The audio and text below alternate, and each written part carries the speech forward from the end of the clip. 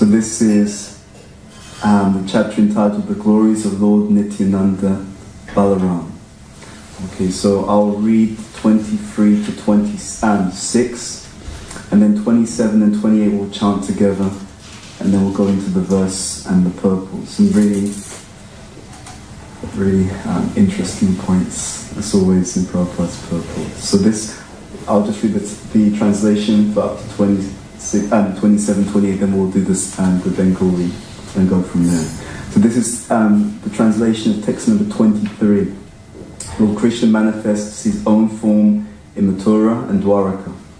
He enjoys pastimes in various ways by expanding into the quadruple forms. Okay, text number 24. Vasudeva, Sankarshan, Pradyumna and Aniruddha are the primary quadruple forms, from whom all other quadruple forms are manifested. They are all purely transcendental. Text number 25. Only in these three places, Dwaraka, Mathura and Gokula, does the all-sporting Lord Krishna perform his endless pastimes with his personal associates. Okay, text number 26. In the Vaikuntha planets of the spiritual sky, the Lord manifests his identity as Narayan and performs pastimes in various ways. Okay, so we'll chant 27 and 28 together.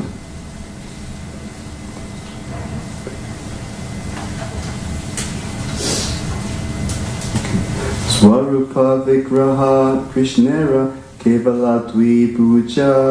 Swarupa Vigraha Krishnera Kevala Dvipuja. Narayana Rupe Se Tanu Chaturbuja.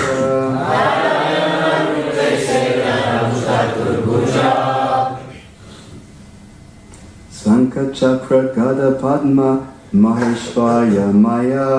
Sankha Chakra Gada Padma Maheshwaya Maya.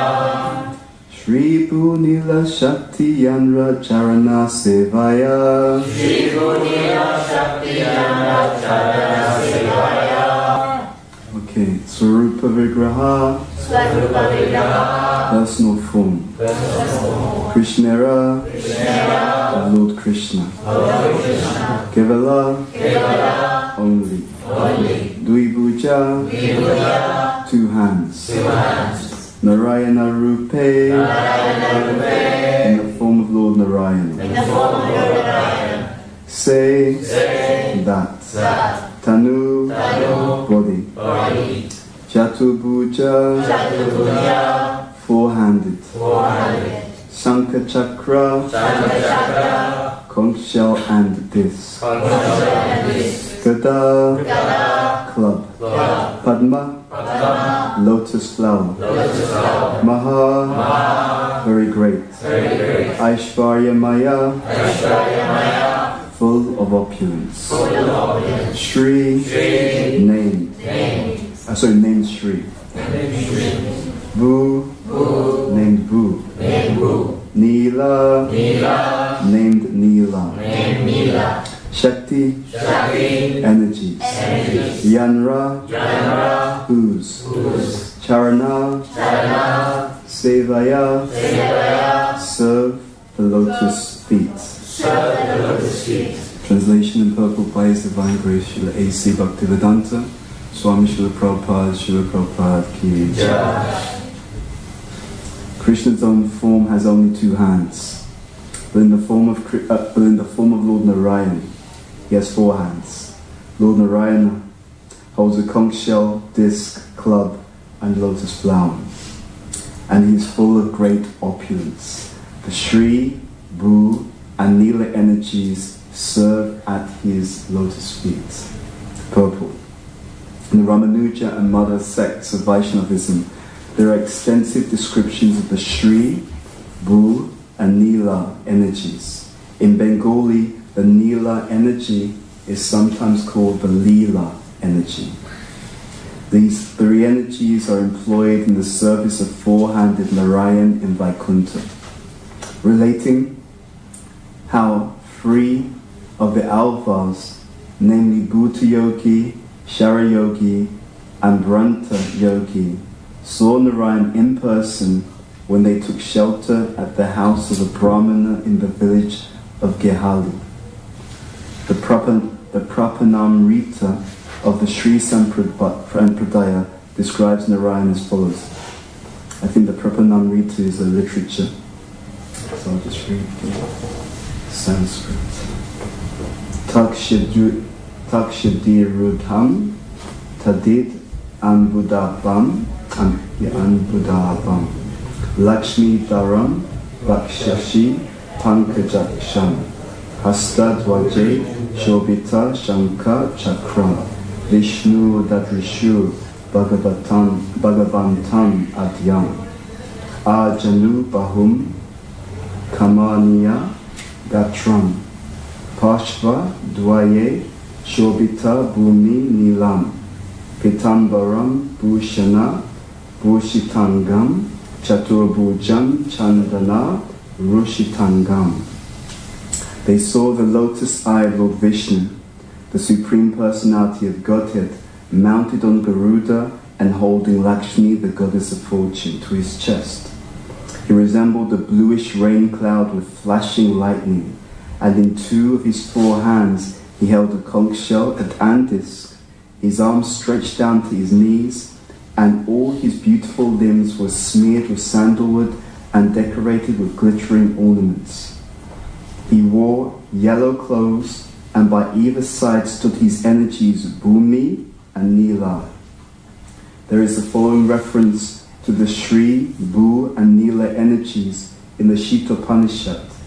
Mahalakshmi Deveshashya Bina Bina Rupa Chaitana Chaitanatmika Sa Devi Trivita Bhavati Shaktyatmana Icha Shakti Kriya Shaktihi Shakshat Shaktir Iti Icha Shaktis Trivita Bhavati Shri Bhumi Nilatmika.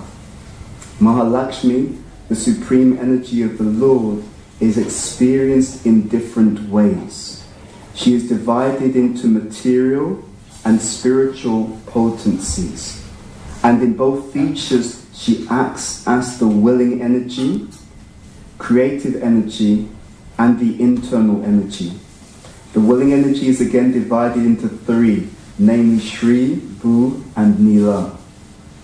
Quoting from the revealed scriptures in his commentary on the Bhagavad Gita 4.6, Madhavacharya has stated that Mother Material Nature, which is conceived of as the illusory energy Durga, has three divisions, namely Shri, Bhu, and Nila.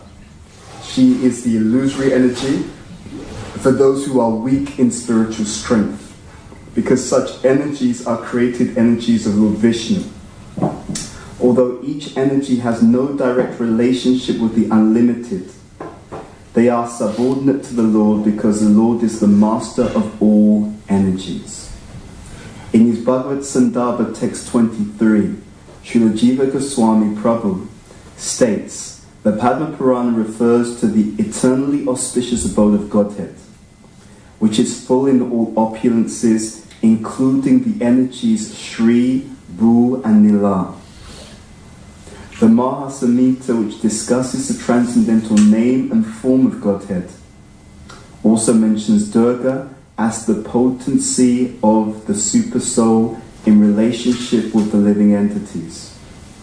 The internal potency acts in relation with his personal affairs, and the material potency manifests the three modes. Quoting elsewhere from the revealed scriptures, he states that Shri is the energy of Godhead that maintains the cosmic manifestation. Bhu is the energy that creates the cosmic manifestation, and Nila, Durga, is the energy that destroys the creation. All these energies act in relation with the living beings, and thus they are together called Jiva Maya. A bit technical, but we will say some prayers and then we can discuss some key points. Okay. So in this series of verses, beginning with verse 23, first point that is made in the verse, the Lord Krishna manifests his own form in Mathura and Dwaraka. He enjoys pastimes in various ways by expanding into the quadruple forms. So Lila is, there's a purport in the Bhagavad Gita, I believe it's the 4th chapter. Prabhupada is making the point about this impersonalism, and how when impersonalism is ascribed or is directed or attributed to the Supreme Person, in fact, to any person, that is the beginning of some kind of mistreatment.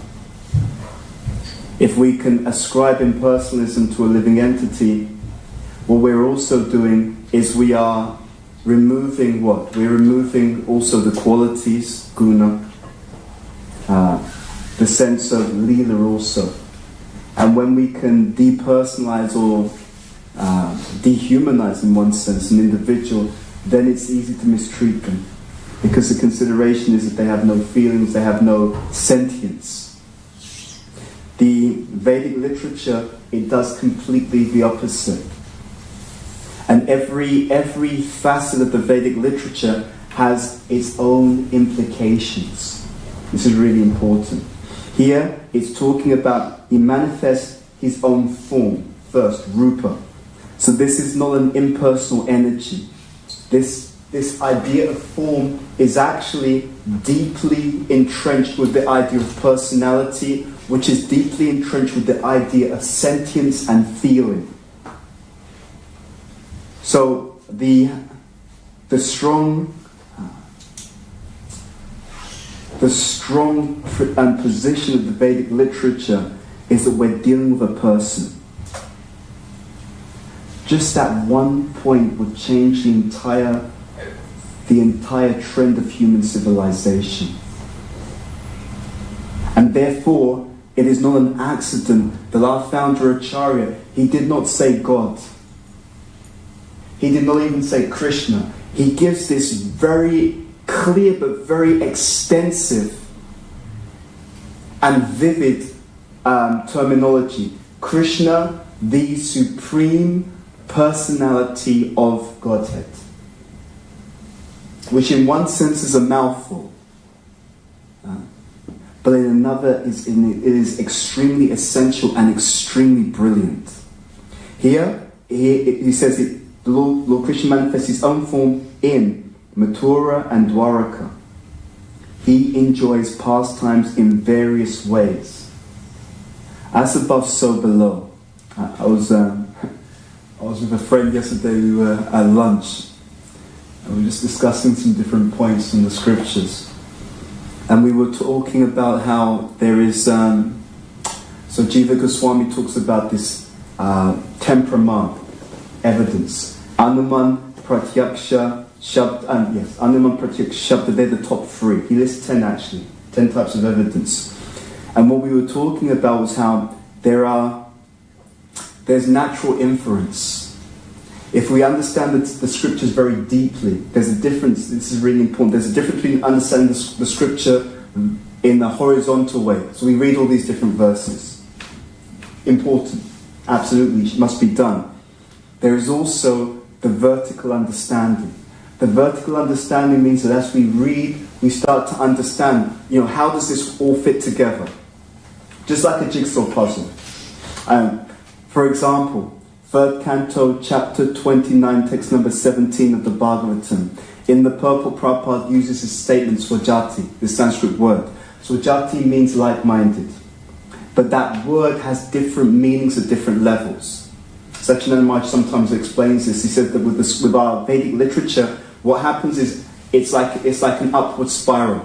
So you come across the same concept at one level, and then at a higher level, you come across the same concept again, but it has a deeper meaning. And at a higher level, you come across the same concept again, it has a deeper meaning. So, this idea, for example, Swajati. At the beginning level, and Prabhupada uses it in this way in the 3rd Canto Bhagavatam, he says Swajati means like-minded. Okay? And then he says that one should associate with devotees. So if your let's say your sample, or your context is, we're just looking at all the living entities in the material world. then, and you're a Vaishnava. Okay? So then who are like-minded? The people who are also practicing Krishna consciousness, they're like-minded to you. Okay? So in that context, like-minded means you should associate with devotees. In that purport, Prabhupada, in one place in the purport, says also the same caste. So Swajati, again, means like-minded. If you look at that word, because it's a principle, if you look at that principle in the context of Varnashram, like-minded would mean that you associate with people of the same what? Of the same Varna, right? So in that context of Varnashram, like-minded will mean people of the same Varna. And on the fully transcendental platform, like-minded means people of the same rasa. Okay? So at a very advanced stage, that's what Jati has a different meaning. So it's one concept, but it means different things at different levels. So in various ways, we're being introduced to not just literature, but that literature has a hierarchy actually. That literature has a hierarchy. This is very nicely expressed in the conversation between Sri Chaitanya Mahaprabhu and Ramananda Roy. And that is the reason why in that conversation you can say, go deeper. Right? So something's being explained, and it's correct. But he says, yeah, got it. Go deeper. I want to know more.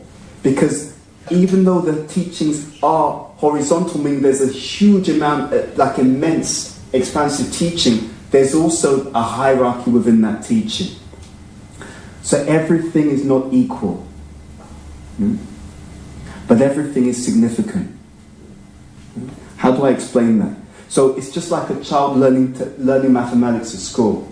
Everything is not equal. There is higher mathematics. You go to the university, they're going to talk about imaginary numbers, you're going to talk about differentiation, integration. It is higher mathematics. So there is a hierarchy within that. Okay? But at the same time, everything is significant. Why is everything significant? Because unless you understand the basics, unless we understand the basics, there's no question of getting to the higher teachings. Okay? Therefore, Prabhupada, and people sometimes have an issue with this, but therefore Prabhupada, one of the key or core teachings, and you'll see it so many times to the point that you'll think, am I seeing something, or is it just appearing again? You'll constantly point out this first point, you're not the body. And you'll constantly point out, Krishna is the supreme personality of Godhead. You'll constantly point out that the relationship, the sambandha between us and Krishna is that we're his eternal servants.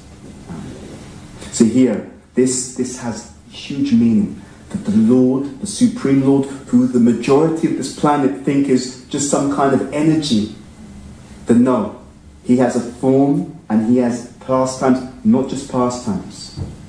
Pastimes in his own abode. Significant.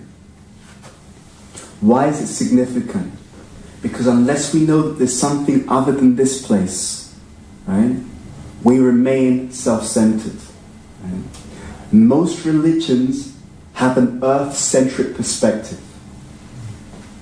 They may talk about some kingdom of God, but because there's practically no detail, therefore, by default, everything becomes about here. And if it becomes about what's going on here, by implication, it becomes about us as well. So just the fact that there is another abode, what is it meant to do? It is meant to cause us to have an interest beyond this realm. Now what does the mind do? Krishna says in the Bhagavad Gita, Maya satta mana pata. He says, asatta mana, with mind attached to me. When we want to go somewhere, we first have to hear about it. This is really key. Our aspirations and our ambitions are shaped by hearing.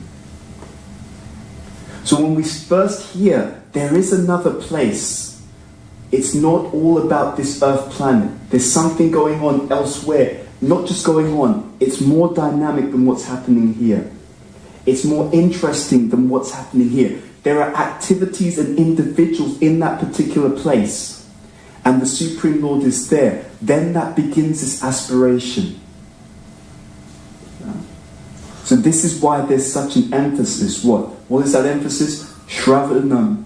Kirtanam, Vishnu Smaranam, etc. It begins with this hearing, Prabhupada said. Prabhupada says this hearing and chanting, they are the most important. It's interesting that even these literatures, the tradition is that these literatures are spoken. We know that there was an oral tradition, and at a certain point the oral tradition was put into literary form. I was listening to a wonderful seminar by Radhika Raman, and he was explaining this point. That in the Vedic age, what would happen is someone would have some knowledge or teaching, they would hire a scribe, right? And they would just speak, and the scribe would actually, and it wasn't considered a very high-class thing to be a scribe. And sometimes even the scribe would make some slight mistakes in how they're writing it down. Right? But that was actually the process. So the literature was spoken. Now, of course, because we're not Shrutidar, the power of hearing is not the same in this age. So now if everything's written, everything has to be written down, and even when it's written down, still it will be misunderstood. Okay, but that's just how it is. Is that because it's the Kali Yuga? Yes, it's absolutely because it's the Kali Yuga. Because it's the Kali Yuga, Manda Samanda Mante Bhagya, everything goes down. Everything good goes down. Everything bad goes up. It's an inverse equation. In this, let's see, in this series of verses, I'll go to this one, 25. Only in these three places, Dwaraka, Mathura and Gokula, does the all-sporting Lord Krishna perform his endless pastimes with his personal associates. Endless pastimes. That means that we are really missing out, because you couldn't call what goes on in the material world a pastime. Think about that point very carefully. If we're honest, we'd have to say what goes on in the material world is a struggle. Right, so what is it now in the news? That inflation is going up. Everything's more expensive. Prabhupada's books are powerful for a number of reasons, and one of them is they can give vision to the root cause. See, this purport was talking about energies of the Lord. What modern man has failed to understand, what modern human civilization has failed to understand, is that these energies really work under the Lord's direction. They are His laws, His energy. Mama Maya Durat Ya. It's not a small thing. It's very, very significant. For example, if people are sinful, then the material energy withdraws. So the modern world thinks if I just manipulate matter, I can have matter under my control, and I can turn this world into an abundant paradise for my sense gratification. What these scriptures say is exactly the opposite. Is that the way that people act and the consciousness that people have a direct impact upon the gross matter. In other words, the subtle controls the gross, but there's more. The spiritual controls everything. The spiritual controls everything and is the source of everything. Aham savasya prabhavo mata sadhan pravartate iti matva vijante mam Bhuta Bhavana samanditaha. This Krishna, he is actually the source of everything. So unless we actually do this yajna to Krishna, this sankirtan yajna, unless we satisfy the source of everything, this material energy will never work out. So even the humanitarians, the philanthropists, whatever pursuit an individual is striving for in this world, these scriptures are so fundamental that everyone has to know this. And what is our job? Our job is to make this knowledge available. A friend of mine, or one devotee that I know, was telling me that they had this dream. And in this dream, Prabhupada was speaking to them. And he was very concerned about the material world and the living entities in there. And he was telling this friend of mine, he told them, he said, just put this knowledge in their hands. He said they have to have this knowledge. That was the point that he was making. And that is the sum and substance of this Sankirtan Yajna. They have to have this knowledge.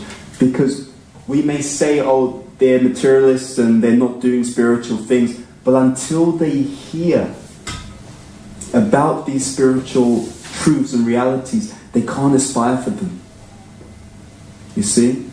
You can't aspire for something that you do not know exists. So this hearing is absolutely crucial, and these books are also hearing. These books are hearing, why? Because they're Prabhupada's chanting. And wherever there is chanting, there is also hearing. So, we're hearing about these endless pastimes. And then the contrast takes place. Oh, there's endless pastimes with the Supreme and his personal associates. There are those living entities who are eternally there, and there's those living entities who, by the engagement in this Krishna consciousness movement, we can become there. There should be hope, therefore. It's interesting that when I was actually preparing for this other verse, what I wanted to share was that the literature is very, very deep and has many different nuances. And I was going to share something with you, which I'm still going to share anyway, because I think it's quite interesting. But, so, in terms of so many of the nuances in the Shastra, I just wanted to share some letters. And these are letters by Prabhupada, if I can find these letters. Bear with me 1 second. Because it relates to the depth of the literature, but it also relates to the fact that we should be hopeful. Because there are so many wonderful personalities who have ascended to the spiritual world. Let's see.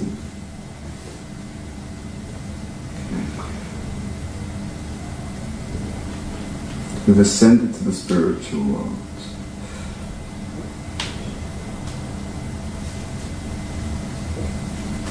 Let me see if I can access particular. This is actually a letter that I found. Well, actually, I came across it many years ago from Srila Prabhupada.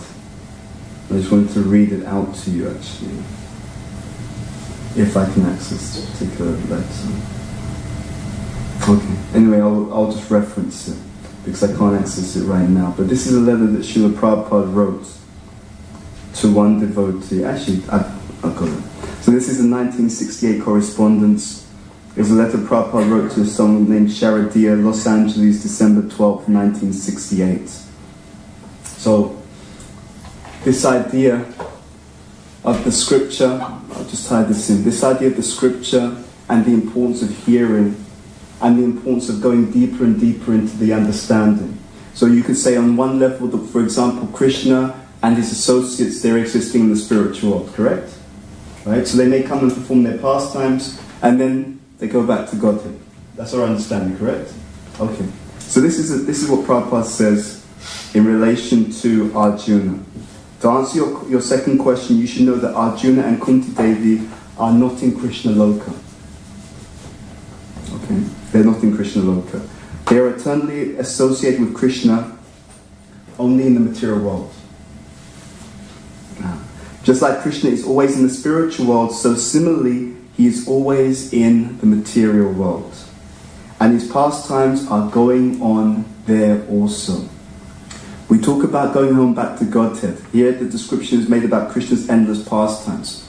Technically what happens is when we are sufficiently qualified, the birth that we take will be a birth in the material world, somewhere where Krishna is performing his pastimes with his associates.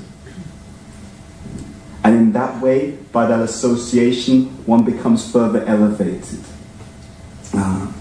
And Prabhupada writes, in the material world, Krishna also has eternal associates such as Arjuna and Kunti Devi. Then he says there is a difference between the body and soul of Arjuna and Kunti Devi. But although Arjuna is with Krishna in innumerable, it's interesting also, in innumerable different material universes at one time. So did you catch that point? He's with Krishna in innumerable universes, in innumerable different material universes at one time. Still there is only one spirit soul, who is Arjuna. The spirit soul expands into many different bodies, and thus you can understand that there are also incarnations of devotees as well as incarnations of Krishna. So again, the deep understanding. The horizontal understanding, yes, we're spirit soul. And yes, we're going back to Godhead. As we go deeply into it, there's more. It's always like this, actually. There are so many nuances and fine points to the Shastra. I'll share one other thing, one other letter, which hopefully I can find, which I was just looking at this morning. This is it.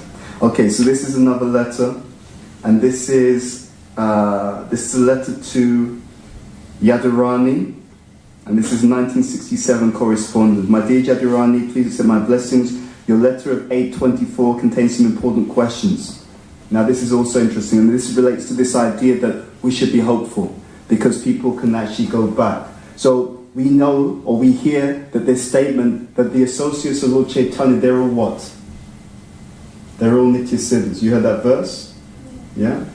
You've heard that verse before. Okay, now this is what Prabhupada writes in the letter, 1967. So I'll read it again. My dear Jadharani, please accept my blessings. Your letter of 824 contains some important questions. The 6 Goswamis are not all eternal associates of Krishna. Only Rupa and Raghunath Goswami are eternal associates. You know there are 2 kinds of living entities, Nitya Mukta, or eternal associates of the Lord, and Nitya Baddha, or eternally conditioned. Then he goes on, this material manifestation is a chance for the eternally conditioned entities to go back to Godhead. But when they go back, there is no distinction between the 2. Again, nuance. Right? So what you'll find in the way that the scriptures work is that as you go deeper and deeper into it, just like with the maths, we teach the child 1 + 1 = 2. There's only complete numbers, right? So there's only defined integers 1 to 9. When they're ready, then we can say actually there are fractions. When they're ready, we can say there are decimal points. When they're ready, we can say that there are imaginary numbers. So there are so many fine points to this literature. Yes, we can say Arjuna is an eternal associate, okay, and then we can say, as Prabhupada did in that letter that I just read you, actually Arjuna and Kunti Devi, they're Krishna's associates in this material world always. Of course, they don't care. Because their point is, I want to be with Krishna. And we see that also in the writings of many of the acharyas. You can send me to hell, I don't mind. But my point is, please don't take me away from this devotional service to you. That's the point. There's one place where Prabhupada made the point that actually the actual aspiration is we don't even want to go back to God. We don't worry about it. Not that we don't want. Let's make that bit clear, because that can be taken the wrong way. The point is that we don't mind where we are as long as we're engaged in Christian service. That's the actual point. That's the point. Okay, let's read a few more of these points from the verses. So in verse number 26, in the Vaikuntha planets of the spiritual sky, the Lord manifests his identity as Narayan and performs pastimes in various ways. Again, this idea of pastimes. Of course, we know that with Narayan, the idea here is that with Narayan, not the idea, the difference is that with Narayan, this mood of awe and reverence predominates. As Vaishnavas, as Gaudiya Vaishnavas, we're not actually aiming for Vaikuntha. Nothing against Vaikuntha, we're not biased. Okay? It's nice. Anywhere in the spiritual world is glorious. But it's not what the acharyas have come to give. It's not what our acharyas have come to give. In fact, you'll see as we hear Chaitanya Charitamrita, even the 5 rasas, Lord Chaitanya, he doesn't talk about 5 rasas, he talks about 4 rasas. Right? So he begins with this Dasya ras. Right? This Shantaras is not really something that he's emphasizing at all. And even though he talks about 4 rasas, his emphasis is on 1 rasa. Right? His emphasis is that actually our acharyas, they are generally in Madhurya ras. Right? They are all in the highest, most intimate exchange of relationship with the Supreme Personality of Godhead. That is what Srila Prabhupada has come to actually give. He's giving entrance into the highest realms within the look of Vrindavan. So in this purple where it talks about the different energies, so we talk about Lord Narayan in this verse 27 and 28. Krishna's own form has only 2 hands, but in the form of Lord Narayan, he has 4 hands. Lord Narayan holds a conch shell, disc, club, and lotus flower, and he is full of great opulence. The Shri, Bhu, and Lila energy serve at his lotus feet. Lord Narayan's energy is Lakshmi. So Lakshmi has a certain mood of relationship with Lord Narayan. What's being offered by our acharyas is even more intimate. The reason why this is so important is because unless we understand what we've been given and what we're being offered, we will not value it. And there's a psychology behind value. Right? The acharyas have explained that the first verse of this Shikshashikam that we recite literally every morning, the first verse gives the 7 opulences of the holy name. And the reason why it gives those 7 opulences is to encourage faith. Okay? Faith, and also a sense of this value, because there's a connection. If you understand how valuable something is, you'll pay it close attention. And in addition to that, when faith builds up in a particular place, it gives you focus. You see? When you have consistent faith in a particular thing, it makes you focus in that particular direction as well. So in the same way, when we understand that what's being given is very rare, extremely valuable, exclusive, something that other eternal associates actually don't have, it changes the way that we deal with that particular opportunity. So we should understand, and we can understand by inference, that when we're inattentive, when we have a lax spiritual life, it means we do not understand the value of what we've been given. And Prabhupada will sometimes say that explicitly. He will sometimes talk about how, we're offering people diamonds, but they're running after so much cut glass. And that is what the Sambandha is meant to do. It's meant to help you understand, look, between you and me, this is precious diamond. Right, 24 karat, whatever it is, 32 karat, it's the real thing. Right?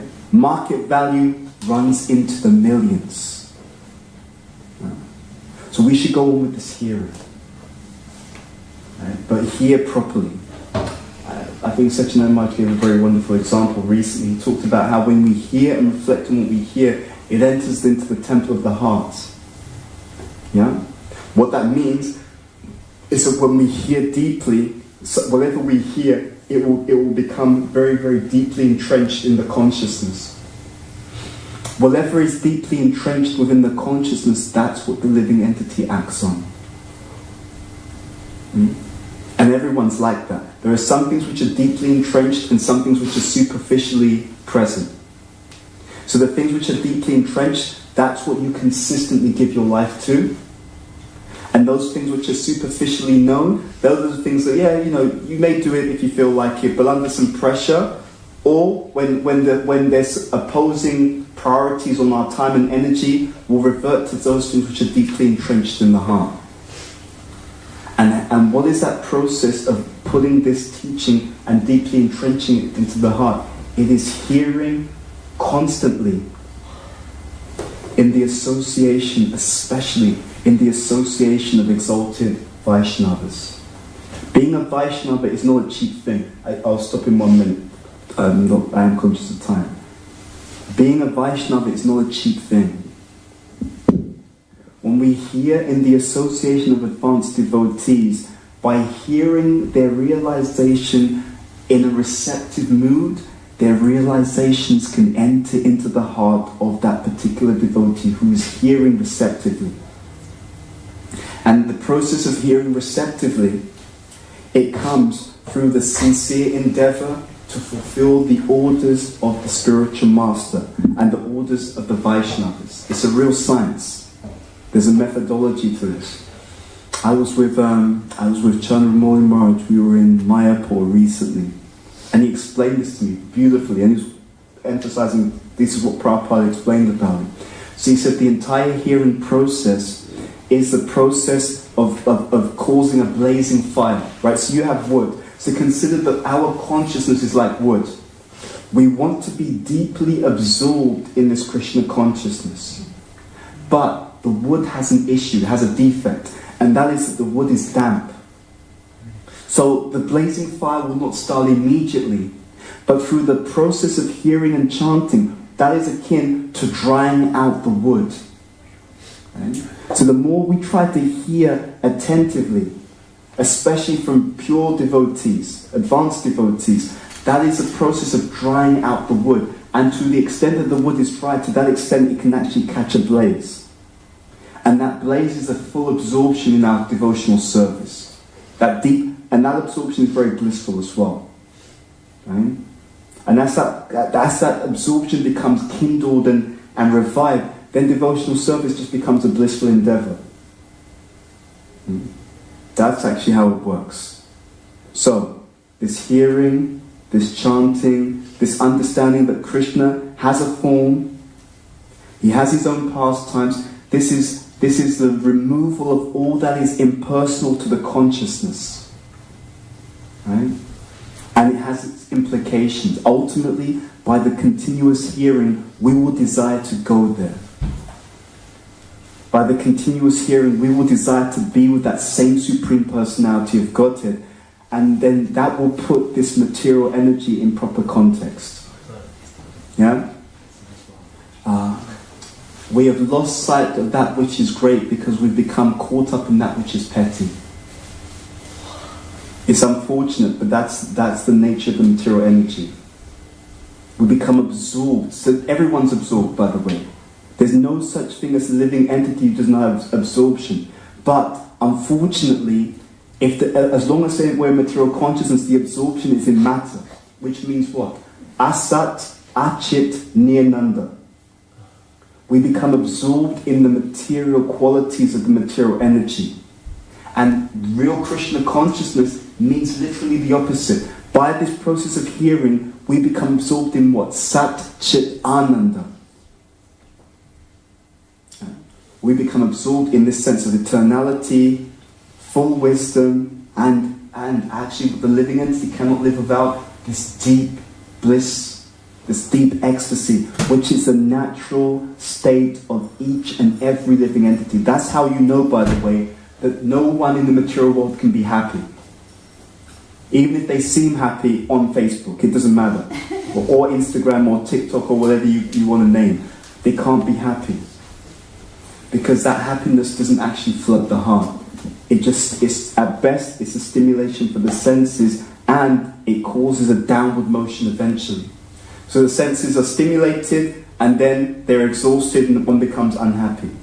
So literally, to be very frank, Krishna consciousness, if you want to be happy, Krishna consciousness is not an option. Krishna consciousness is the only game in town. Yeah? What does that mean practically? It means that in this lifetime, our job is to become fully Krishna conscious or to die trying. Okay? I'll end on this point. Krishna consciousness is like the mafia. Once you join, it's like that. It's like the mafia. Once you join, you can never leave because you know too much. Okay? So we'll stop there.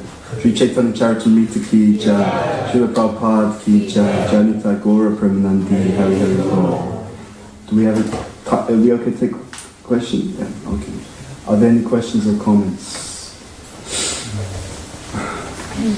Yes. Plus. I have like a couple of questions. Like the first one is about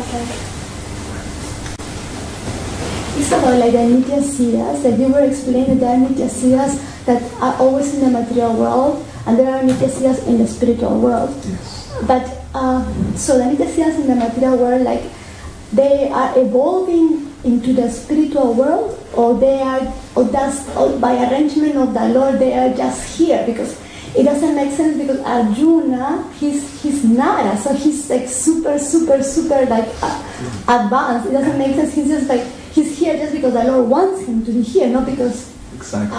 So that's the point. So, and to give a very contemporary example, Srila Prabhupada, he's a Nitya Siddha. Yes. Yeah? But he's came to the material world. So what did they come to do? And what do we... And his guru, Bhaktisiddhanta Saraswati Thakur, Nitya Siddha. Yeah? Krishnadas Kaviraj Goswami, Nitya Siddha. So these Nitya Siddhas, they come as an emissary on behalf of Krishna to help to reclaim the living entities. And because Krishna is so kind and compassionate, he will always send his eternal associates to help to reclaim living entities. So they go back and forward. They can go back and forwards. Okay. And the second. But just add that also, and in one sense, they're simultaneously. Yeah. So yeah, by consciousness. So Srila Prabhupada, yes, you could say he was here. We could say that, but his consciousness is also fully conscious of Krishna. So he's also in the spiritual consciousness as well. They can be both. They can be in both places simultaneously. Yeah. There's a pastime I was just going to share. Memories of Prabhupada. There was a pastime that related to this. What was it? What was the pastime? Prabhupada actually said. I was listening to this a few weeks ago. He actually said, yeah, there are acharyas who are always here to help to steward people to come back to Godhead. Yeah, there was another pastime, but I can't remember it right now. But yeah, he said that. And the other question is, you said that like it's only two Goswamis that are eternal associates of the Lord. That's what Prabhupada writes. Really? Yes. Is it, if we say Rupa Goswami and Raghunath Das Goswami. And Gopal Bhatta Goswami, no? Prabhupada said only those two. That's what he said. Because the Sastra says Gopal Bhatta Goswami is Ananda Manjari. I know. They're all Manjaris. Oh, Manjaris. They're all Manjaris. But Prabhupada writes in that letter, that's why I quoted it, because when I first heard it, I was like, what? What's going on? But that's what Prabhupada says. You should look up that letter. It's a very interesting letter. Maybe she's not considered because it's more like associated to Radharani. I don't understand. I don't think that's... I don't know. I think it's directly as Prabhupada said. He says, Rupa and Raghunath Das Goswami, he said, it doesn't mean the others are not perfected. They are perfect, but they've become perfected. But Rupa Goswami, Raghunath Das Goswami, Prabhupada says, in that letter that I quoted, directly he says that they are, he says, they're eternal associates, the others are not eternal associates. That's what Prabhupada says in that letter. Yeah. Thank you. I think there was a hand. Did you have a question? Krishna Bhuta Bhavana, thank you for such an amazing class. I had a couple of questions. So you emphasized on the hearing. So are there different levels of hearing, and then how can we improve our hearing? And also a question on Nam Ruchi. Let me start with because otherwise I'll miss it. So let me start with this. Let's start with part one. Okay, so yeah, there are different levels of hearing. There's different levels of focus. As we progress, so for the verse I was preparing for, I was looking at the notes, and I was looking at the 11th canto Bhagavatam. I think it's chapter 13, text number.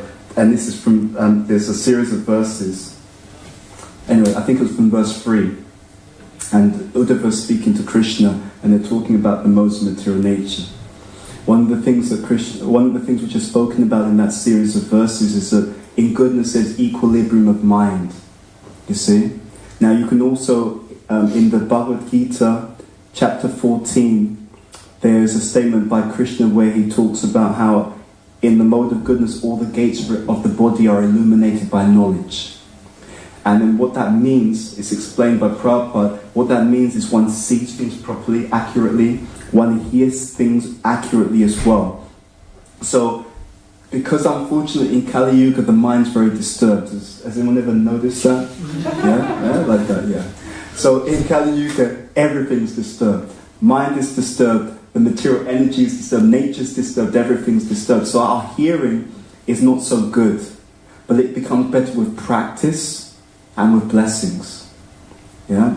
So we have to endeavor to practice hearing. We have to endeavor to control the mind. We have to keep bringing the mind in touch with Krishna consciousness. So this is how it works. So we say this Chaito Darpana Marjanam. But when something is done in spiritual life inattentively, then to some extent, because you always get some benefit, but it's like this. Let's say I have the detergent here, okay, and I have the dirty mind here. If my mind is inattentive, this is a cleansing power of Krishna consciousness, but my mind's inattentive, so it floats around. When I bring it back, then I bring it directly in touch with the purifying Krishna consciousness. So when we chant in here, when my mind's actually with the holy name, it gets really cleansed. When my body's chanting the holy name, but my mind's just floating way elsewhere, it's not the same level of cleaning taking place.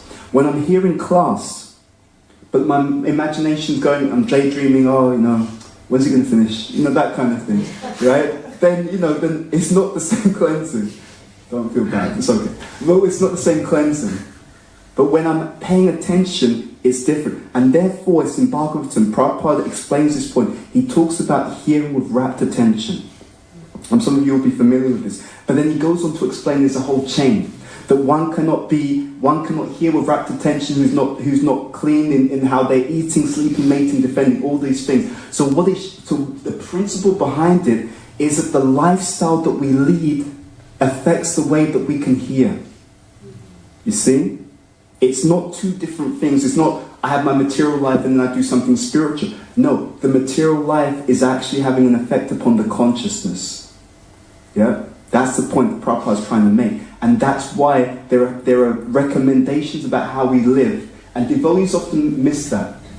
So that's why it's good that you brought this up. Devotees often think that what we were told in the beginning, just add Krishna, is the same thing that's going to work 15, 20 years down the line.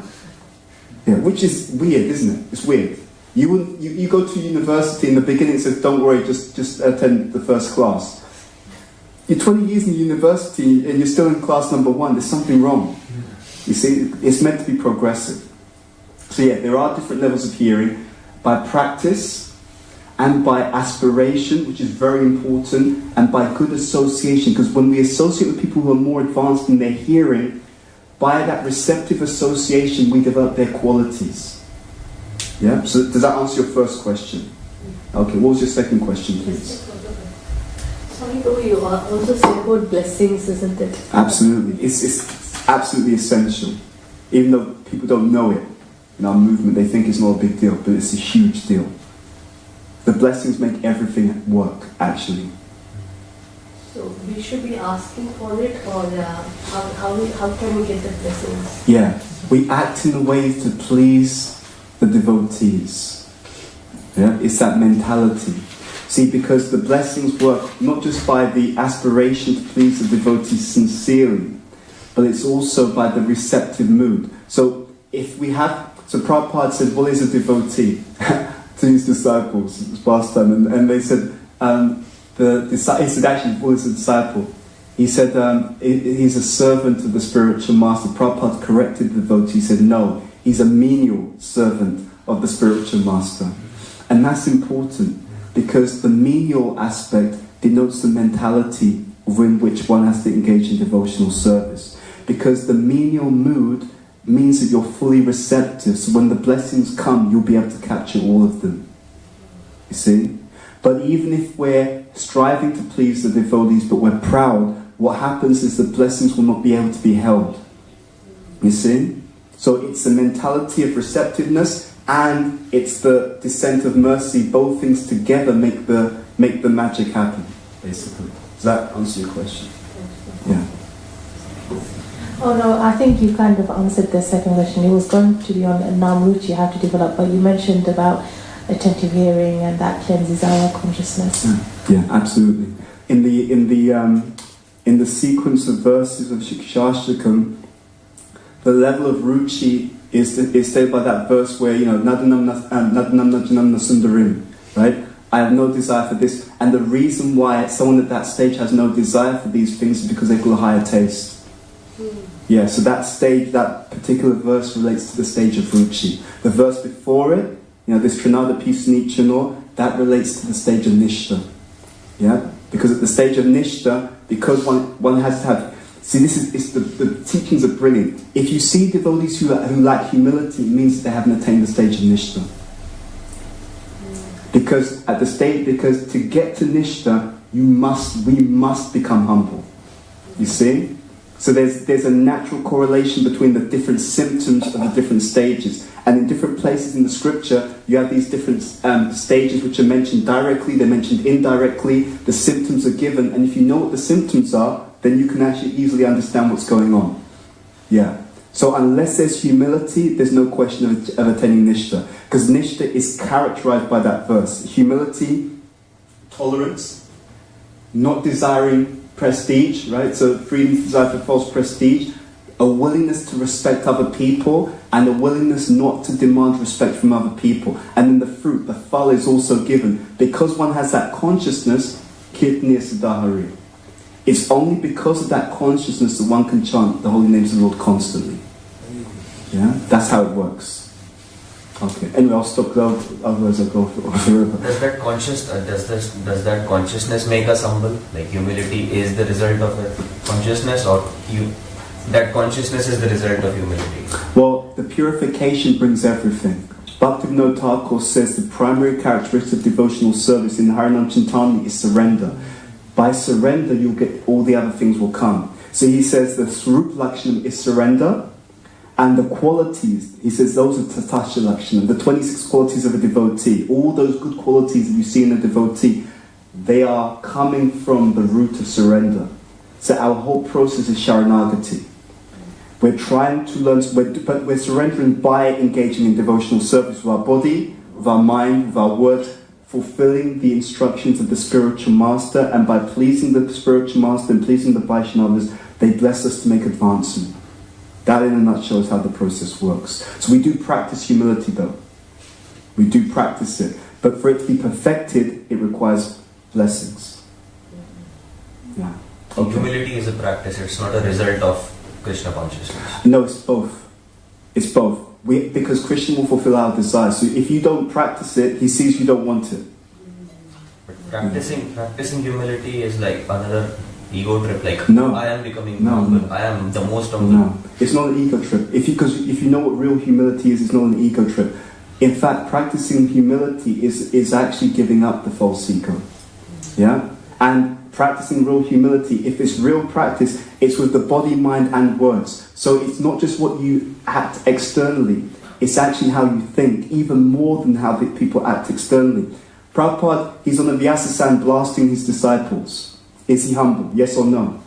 Yes. Yeah. He blasts his disciples because it's good for them. And he says to them, I've got no issue with you really, but I'm your spiritual master. It's my job to chastise you every now and then. Right? If he wasn't humble, he'd think, oh, they won't like me if I chastise them. You know, I want to be popular, so therefore I won't do it. No, he does what he's meant to do. That's real humility. Real humility in the spiritual sense, you do whatever Krishna wants you to do for his pleasure. Right? That's real humility. Yeah. So it's not what the materialists call humility, it's something different. Okay, and we'll stop there. Shri Chaitanya Charitamrita ki jai, Srila Prabhupada ki jai, Jai Nitai Gaur Premanandi Hari Hari Bol.